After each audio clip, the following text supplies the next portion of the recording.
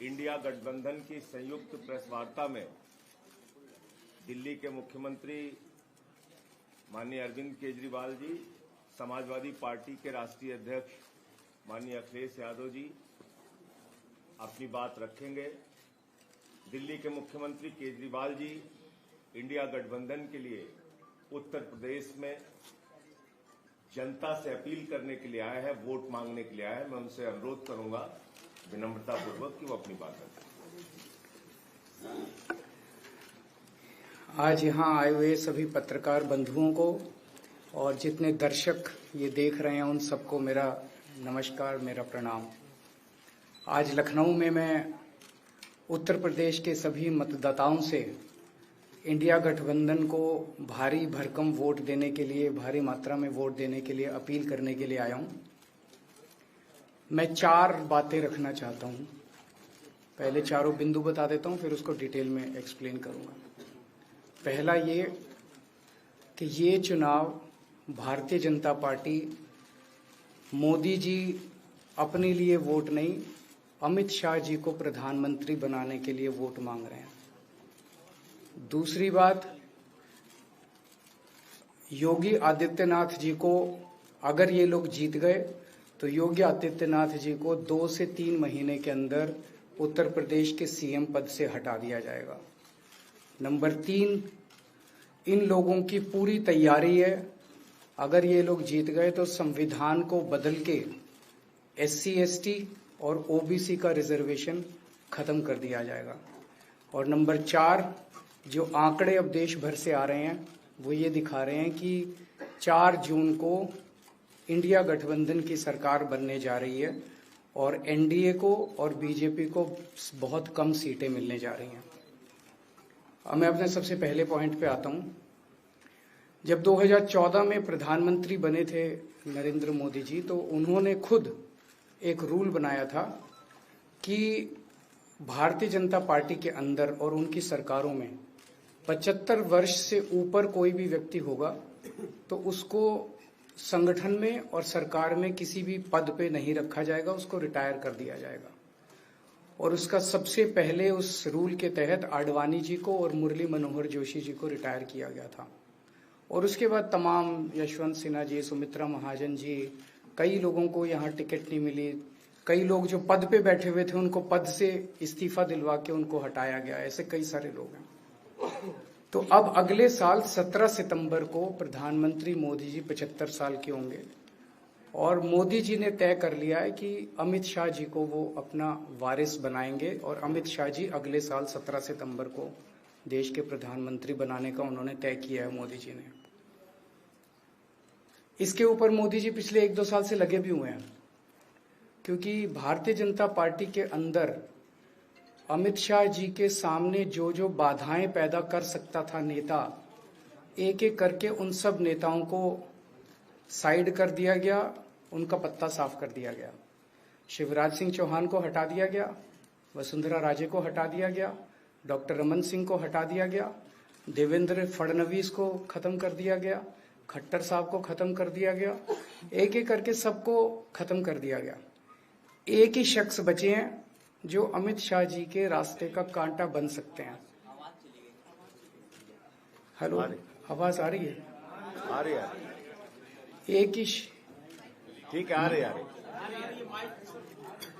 एक ही शख्स हैं जो कि उनके रास्ते का कांटा बन सकते हैं, वो हैं योगी आदित्यनाथ जी। अब योगी आदित्यनाथ जी को इन्होंने हटाने का पूरा मन बना लिया है और अगर इनकी सरकार बनी तो 2 महीने के अंदर योगी जी को भी उत्तर प्रदेश के सीएम से हटा दिया जाएगा। मैंने दिल्ली में 3-4 दिन पहले ये प्रेस कॉन्फ्रेंस की थी और ये दोनों मुद्दे उठाए थे। जैसे मैंने मुद्दे उठाए थे तो अमित शाह जी ने और उनके कई नेताओं ने अपनी भावना प्रकट की कि नहीं, मोदी जी को 75 साल में इस्तीफा नहीं देना चाहिए, मोदी जी को 75 साल पूरा कार्यकाल पूरा करेंगे। उन सब की भावनाओं की मैं कद्र करता हूं, क्योंकि अपने नेता के लिए जब भी ऐसी बात होती है तो सब लोग सामने आके बात करते हैं। लेकिन बड़ी बात यह है कि मोदी जी ने ऐसा नहीं कहा कि मैं 75 साल पे इस्तीफा नहीं दूंगा, मैं रिटायर नहीं होऊंगा। उनका अपना बनाया हुआ रूल है और मुझे पूरी उम्मीद है कि मोदी जी का अपना बनाया हुआ रूल है और मोदी जी अपने रूल को फॉलो करेंगे। नहीं तो लोग कहेंगे कि मोदी जी ने ये रूल आडवाणी जी को हटाने के लिए बनाया था, जब अपनी बारी आई तो नहीं। तो मोदी जी इस रूल का फॉलो करेंगे, ये पूरा यकीन है देश के लोगों को कि उन्होंने खुद रूल बनाया तो खुद फॉलो करेंगे। दूसरी बड़ी बात जो हुई कि जब मैंने कहा कि योगी आदित्यनाथ जी को 2 महीने में हटा दिया जाएगा, इस पे अभी तक भाजपा के किसी नेता की टिप्पणी नहीं आई है। 4 दिन हो गए, इसका मतलब ये तो कंफर्म करता है कि उन्होंने पूरी प्लानिंग कर ली है और उनके पक्ष में कोई बोलने के लिए तैयार नहीं है योगी आदित्यनाथ जी के। तो उनका हटना अब लगभग तय है कि योगी आदित्यनाथ जी को उत्तर प्रदेश के सीएम पद से हटाया जाएगा। दूसरी चीज, मैं उत्तर प्रदेश के सभी मतदाताओं को कहना चाहता हूं कि पिछले 4-5 महीने से इन्होंने शोर मचा रखा है 400 पार 400 पार 400। क्यों? कहते हैं नहीं मोदी जी कुछ बड़ा काम करना चाहते हैं। तो लोगों ने खोद के पूछा, भाई क्या बड़ा काम करना चाहते हैं, कुछ बताओ तो सही। तो उन्होंने नहीं बताया। लोगों ने फिर अंदर से पता किया कि बड़ा काम ये करना चाहते हैं कि देश से रिजर्वेशन खत्म करना चाहते हैं। हम जानते हैं कि इनका जो पूरा इकोसिस्टम है, आरएसएस, बीजेपी, शुरू से ये लोग रिजर्वेशन के खिलाफ रहे हैं। इनकी पूरी की पूरी मानसिकता रिजर्वेशन के खिलाफ रही है। तो मैं सभी लोगों को ये आगाह करना चाहता हूं कि ये बड़ा काम इनको 400 पार इसीलिए चाहिए क्योंकि ये रिजर्वेशन खत्म करना चाहते हैं। संविधान को, बाबा साहब अम्बेडकर ने जो संविधान बनाया था, उस संविधान को ये तार करना चाहते हैं। पूरे देश भर से अब जो ट्रेंड आ रहे हैं, वो ट्रेंड ये दिखाते हैं कि भारतीय जनता पार्टी को 250 से भी नीचे, मेरे हिसाब से 220 के आसपास, 3-4 दिन पहले भी मैंने कहा था, 220 से कम सीटें इनकी आती हुई नजर आ रही हैं। आप हिसाब लगा लीजिए। मैं हरियाणा होके आ रहा हूं कल परसों, हरियाणा में इनकी बहुत कम हो रही हैं, दिल्ली में इनकी बहुत कम हो रही हैं, पंजाब में मुझे नहीं लगता इनकी कोई सीट आ रही है, कर्नाटक में इनकी काफी कम हो रही है, महाराष्ट्र में इनकी बहुत कम हो रही है, बंगाल में इनकी कम हो रही है, यूपी में इनकी कम हो रही है, बिहार में इनकी कम हो रही है, झारखंड में इनकी कम हो रही है, राजस्थान में इनकी कम हो रही है। तो इनकी सीटें आ कहां रही हैं? तो इनकी 220 के नीचे सीट आ रही हैं। इनकी सरकार बीजेपी की सरकार नहीं बन रही है, इंडिया गठबंधन की सरकार बनेगी और इंडिया गठबंधन की सरकार जो है वो देश को एक प्रगति के रास्ते के ऊपर लेके जाएगी। इस तरह से जो पूरे देश के अंदर एक नेगेटिविटी इन लोगों ने फैलाई है, उसको हम लोग ठीक करेंगे। मैं अंत में उत्तर प्रदेश के सभी लोगों को अपील करना चाहता हूं कि इंडिया गठबंधन के, यहाँ पे सपा और कांग्रेस का गठबंधन है, इंडिया गठबंधन का जो जहां से कैंडिडेट है उसको भारी मात्रा में वोट देकर आप सब लोग जिताइए। अब मैं निवेदन करूंगा समाजवादी पार्टी के राष्ट्रीय अध्यक्ष माननीय अखिलेश यादव जी से।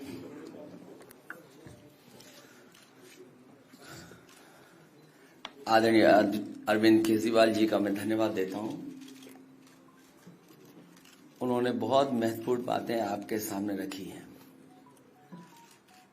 जो देश का माहौल है और 4 चरणों में भारतीय जनता पार्टी चारों खाने चित्त हो चुकी है और उनके आंसुओं की नदी उफान में है। भारतीय जनता पार्टी जो 400 पार का नारा दे रहे थे, अब समझ में आया है 4 चरणों के बाद। वो बात तो ठीक है कि आरक्षण पे सबसे पहले हमला करेंगे, लेकिन 400 पार नारा इसीलिए दे रहे हैं कि 543 में 400 के बाद वो सीटें देख रहे हैं, तो वो केवल 143 बन रही हैं। तो वो स्वयं स्वीकार कर रहे हैं कि 143 से ज्यादा वो सीटें जीतने वाले नहीं हैं, क्योंकि 400 पार सीटें 143 ही बनती हैं और 140 करोड़ की जनता इस बार इन्हें 140 सीटों के लिए भी तरसा देगी। ये यूपी, दिल्ली और पंजाब ये 99 सीट के खेल में ही उलझ जाएंगे। यहां कुछ इन्हें हासिल होने वाला नहीं है। रोटी कपड़ा और मकान की तो लड़ाई हम लोग लड़ेंगे, लेकिन रोटी कपड़ा और मकान से पहले हमें संविधान बचाना है। संविधान बचेगा तो लोकतंत्र बचेगा और बाबा साहब भीमराव अम्बेडकर जी का दिया हुआ संविधान ये हमें अधिकार, हमें न्याय दिलाता है। भारतीय जनता पार्टी की इस साजिश को आम लोग समझ गए हैं और इस बार सबसे बड़ी हार भारतीय जनता पार्टी की होने वाली है।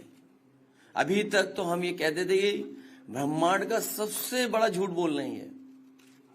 अब लग ये रहा है हारने के बाद ये ब्रह्मांड का झूठ का विद्यालय खोलेंगे, यूनिवर्सिटी खोलेंगे और वाइस चांसलर और डीन पहले से ही रिटायर होकर के वहां अपने आप नियुक्त हो जाएंगे।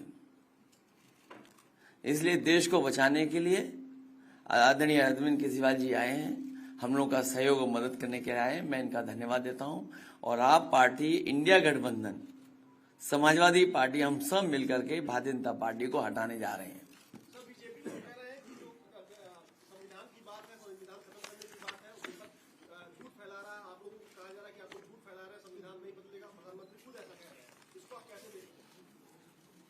उनकी कौन सी बात सच निकलेगी? अभी आपसे कहा कि 75 साल वाला जो वो है रूल नियम, उसको तो फॉलो किया जाएगा ना, इसी से पता लग जाएगा। और एक मिनट, अगर आप इनका इतिहास उठा के देखें पिछले 75 साल का, जनसंघ का, आरएसएस का, थ्रू आउट ये लोग रिजर्वेशन के खिलाफ रहे हैं। तो अब 400 सीटें लाके ये संविधान बदल के उस रिजर्वेशन को खत्म करना चाहते हैं।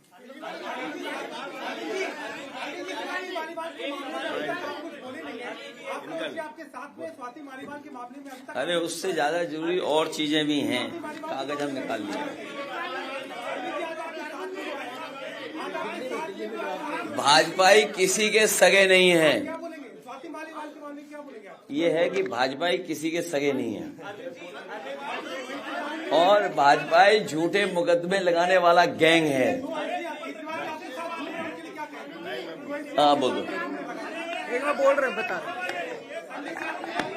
हाँ मैं बोल रहा हूँ। एक सेकंड बोल रहा हूँ।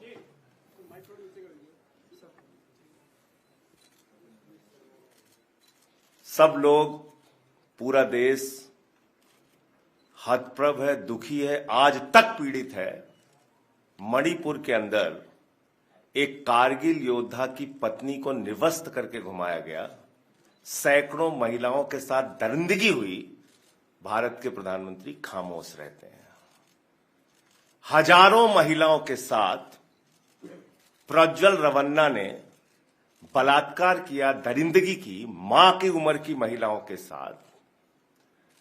प्रधानमंत्री कहते हैं ये भारत को मजबूती देगा, इसी को वोट देना। ये भारत का भविष्य है प्रज्वल रवन्ना, उसको भगा दिया जाता है बीजेपी के द्वारा। पहलवान बेटियां जब जंतर मंतर पे लड़ रही थीं न्याय मांगने के लिए, तो यही स्वाति मालीवाल जो महिला आयोग की अध्यक्ष थीं, रात में उनके समर्थन में गई थी, पुलिस के लोगों ने घसीट के मारा था। हमने देखा यहीं उत्तर प्रदेश के अंदर कुलदीप सेंगर के मामले में, हाथरस के मामले में, देश के प्रधानमंत्री खामोश रहते हैं, एक शब्द नहीं बोलते। आम आदमी पार्टी हमारा परिवार है, पार्टी ने अपना रुख साफ कर दिया है और मैं चाहता हूं जितने विषय मैंने आपके सामने रखे हैं, देश के प्रधानमंत्री और भारतीय जनता पार्टी को जवाब देना चाहिए। स्वाति मालीवाल के मामले में जवाब देना, जब वो पहलवान बेटियों के लिए जंतर मंतर पे न्याय मांगने गई थी स्वाति मालीवाल जी, उस समय घसीट के मरवाया पुलिस वालों से। तो इसलिए इस पे राजनीतिक खेल ना खेलें, मैं सिर्फ इतना कहना चाहता हूं। धन्यवाद।